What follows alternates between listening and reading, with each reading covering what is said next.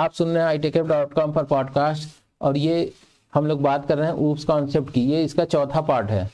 इसमें हम लोग बात करेंगे पॉलीमॉर्फिज्म की। अगर आपने पिछले 3 पार्ट को नहीं सुना तो उसको आप सुन लें। उसमें हमने बात की थी ऑब्जेक्ट की, क्लास की और इनहेरिटेंस की।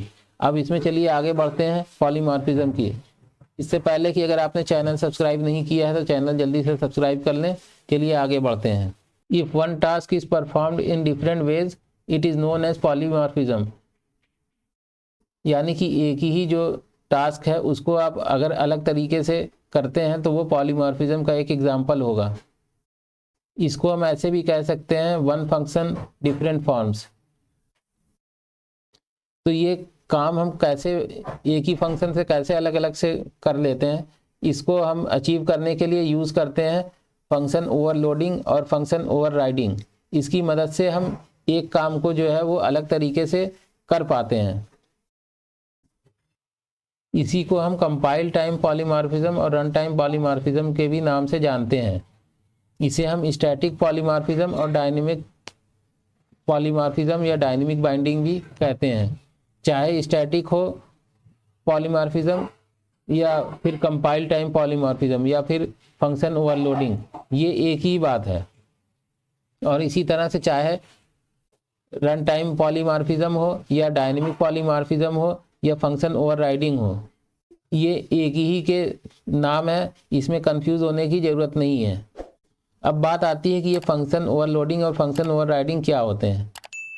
तो देखिए, फंक्शन ओवरलोडिंग के अंदर एक ही क्लास में एक नाम के फंक्शन होते हैं, बस उनके पैरामीटर अलग होते हैं। जैसे कि किसी में एक पैरामीटर पास हो रहा हो तो किसी में 2 या किसी में उससे ज़्यादा, या फिर किसी में इंट पैरामीटर पास हो रहा हो तो किसी में फ्लोट या डबल पैरामीटर पास हो रहा हो। कहने का मतलब ये है कि फंक्शन का नाम सेम होता है, जो फंक्शन का जो है उसका सिग्नेचर डिफरेंट होता है, या फिर फंक्शन का जो प्रोटोटाइप है वो डिफरेंट होता है।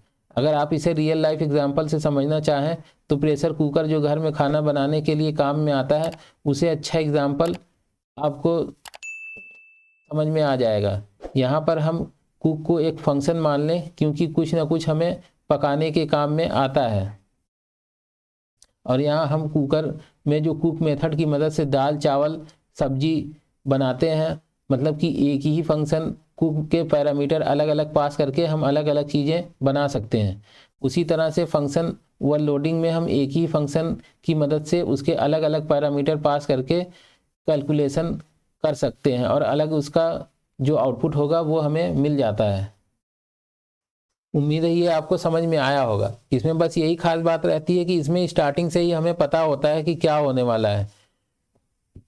और अगर बात करें फंक्शन ओवरराइडिंग की या रन टाइम पॉलीमॉर्फिज्म की, तो इसमें हम एक क्लास के सेम फंक्शन और सिग्नेचर को दूसरे क्लास में सेम फंक्शन और सिग्नेचर के साथ जो है उसको यूज़ करते हैं। यानी कि उसकी जो डिराइव्ड क्लास होगी उसमें एग्जैक्ट सेम फंक्शन, और यहाँ दोनों फंक्शन के काम अलग अलग हो सकते हैं। यहाँ पर अगर हम जावा की बात करें तो इसमें JVM जो है ये रन टाइम पर डिसाइड करेगा कि कौन से वाले फंक्शन को कॉल करना है।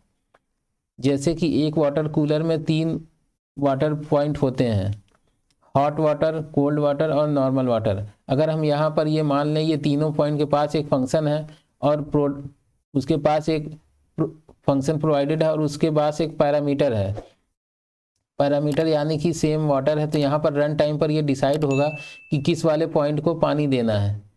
ये डिपेंड करेगा यूज़र के ऑपरेशन के ऊपर कि अगर वो कोल्ड वाटर का बटन प्रेस करेगा तो ठंडा पानी निकलेगा और यदि वो हॉट वाटर का बटन प्रेस करेगा तो गर्म पानी निकलेगा।